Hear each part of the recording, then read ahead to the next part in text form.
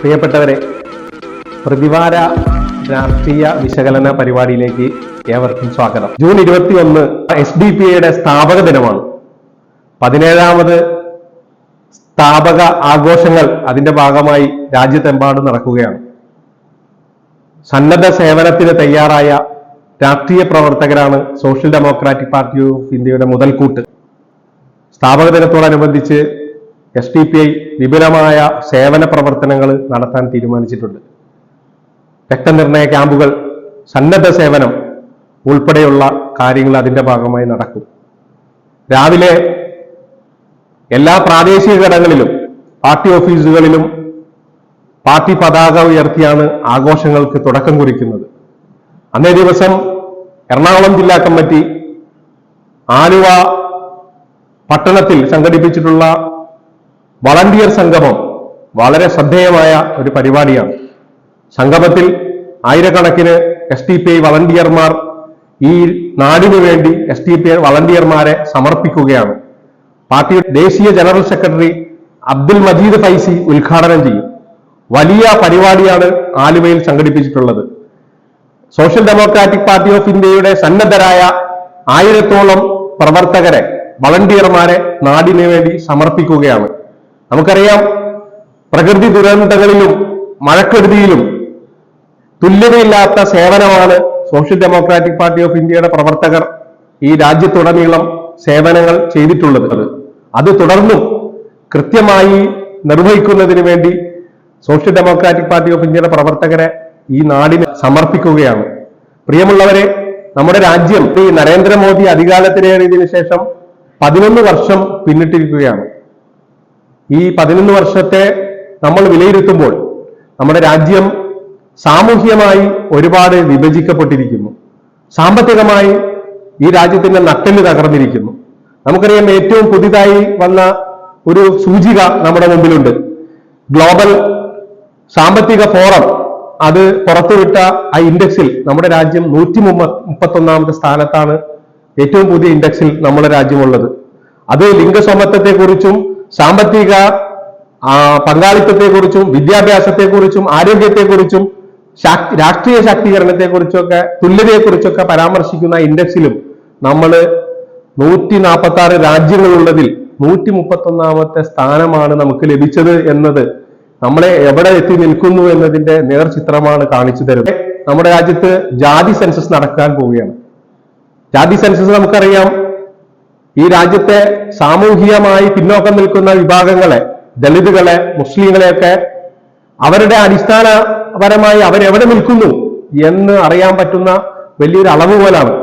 കാലാകാലങ്ങളായി വന്ന ഗവൺമെന്റുകൾ അത് മറച്ചു പിടിക്കാനും ഒളിച്ചു വെക്കാനുമാണ് ശ്രമിച്ചിട്ടുള്ളത്. പക്ഷേ ഗത്യന്തരമില്ലാതെ ഈ ഗവൺമെന്റ് സെൻസസിനോടൊപ്പം ജാതി സെൻസസും നടത്താൻ തീരുമാനിച്ചിരിക്കുന്നു. പക്ഷേ വാക്കാൽ പറയുന്നതല്ലാതെ പുറത്തുവിട്ട വിജ്ഞാപനത്തിൽ ജാതി സെൻസസിനെ കുറിച്ചുള്ള കാര്യം പരാമർശിക്കുന്നില്ല എന്നത് നമ്മളെ എല്ലാവരെയും ഞെട്ടിപ്പിക്കുന്ന കാര്യമാണ്. നമ്മൾ മനസ്സിലാക്കേണ്ടത്, തീർച്ചയായിട്ടും ഈ വരുന്ന സെൻസസിൽ ജാതി സെൻസസ് നടത്തുകയും അതുപോലെ തന്നെ അതിൽ സാമൂഹിക സാമ്പത്തിക സ്ഥിതി വിവരണ ശേഖരണം കൂടി നടത്തിയാൽ മാത്രമാണ് ഈ രാജ്യത്തെ ജനങ്ങൾ എവിടെ എത്തി നിൽക്കുന്നു എന്ന് കൃത്യമായിട്ട് മനസ്സിലാക്കാനാവും. Social Democratic Party of India നിരന്തരമായി ആവശ്യപ്പെട്ടുകൊണ്ടിരിക്കുന്ന ഒരു കാര്യമാണ്.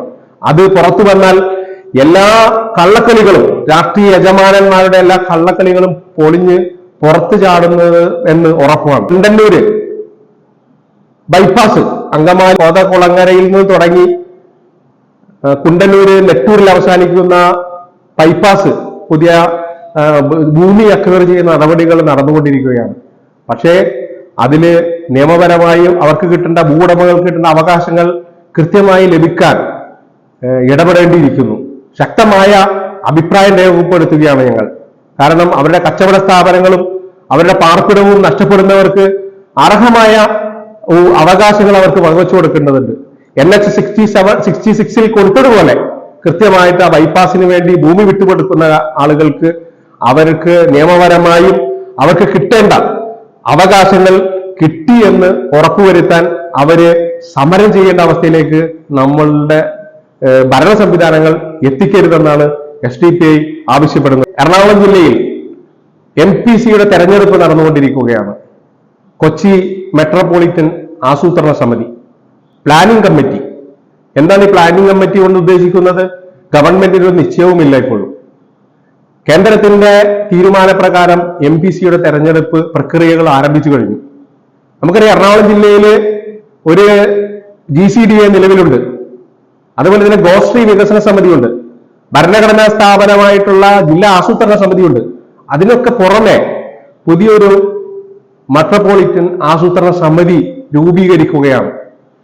അതിന്റെ ഉദ്ദേശങ്ങളെക്കുറിച്ചും ചട്ടങ്ങളെക്കുറിച്ചും നിയമങ്ങളെക്കുറിച്ചും കൃത്യമായ ഒരു നിയമങ്ങൾ രൂപപ്പെടുത്താതെ, നയം രൂപീകരിക്കാതെയാണ് ഇത് ഇപ്പോൾ ഉണ്ടാക്കുവാൻ പോകുന്നത്.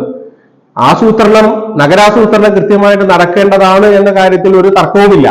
പക്ഷേ ഇതൊരു വെള്ളയാനയായിട്ട് ഇത്തരം സ്ഥാപനങ്ങൾ രൂപീകരിച്ച് മാറുന്നതിന് പകരമായിട്ട് കൃത്യമായിട്ടുള്ള ആസൂത്രണം ഇതിൽ ഉണ്ടാവേണ്ടതുണ്ട്.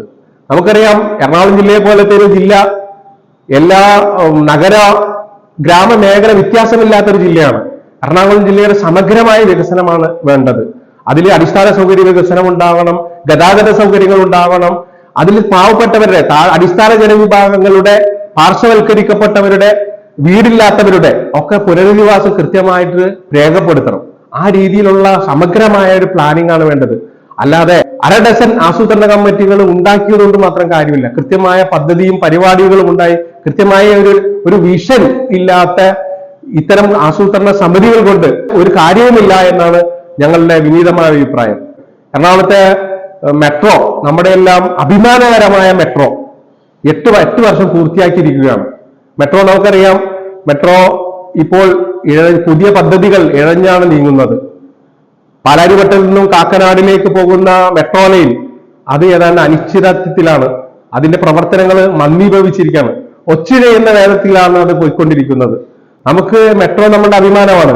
നമുക്കറിയാം, വാട്ടർ മെട്രോ അത് ലോകാടിസ്ഥാനത്തിൽ തന്നെ വലിയ ശ്രദ്ധേയമായ ഒരു സംവിധാനമായി, ജലഗതാഗതത്തിൽ വലിയ എടുത്തു പറയാവുന്ന വലിയൊരു കാര്യമായി നമുക്ക് മാറിയിട്ടുണ്ട്.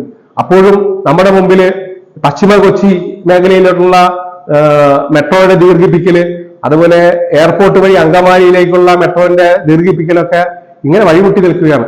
മെട്രോ വളരെ ആകർഷിക്കപ്പെട്ടിരുന്നു. ഇന്ന് മെട്രോയിൽ നിന്ന് കുട്ടികളെ, വിദ്യാർത്ഥികളെ തഴഞ്ഞിരിക്കുകയാണ്. വിദ്യാർത്ഥികളുടെ യാത്രാ പാസുകൾ കട്ട് ചെയ്തിരിക്കുന്നു.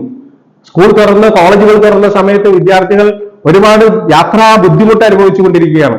അതുകൊണ്ട് STP ആവശ്യപ്പെടുകയാണ്, മെട്രോ സ്റ്റുഡൻസ് കാർഡുകൾ, എല്ലാ കാർഡുകളും ഉടനടി പുനഃസ്ഥാപിക്കണമെന്ന് Social Democratic Party of India ആവശ്യപ്പെടുകയാണ്. പ്രിയമുള്ളവരെ, ഈ ആഴ്ചയിലെ രാഷ്ട്രീയ വിശകലനങ്ങൾ അവസാനിക്കുകയാണ്. ഏവർക്കും നന്ദി. ജയ് ഹിന്ദ്.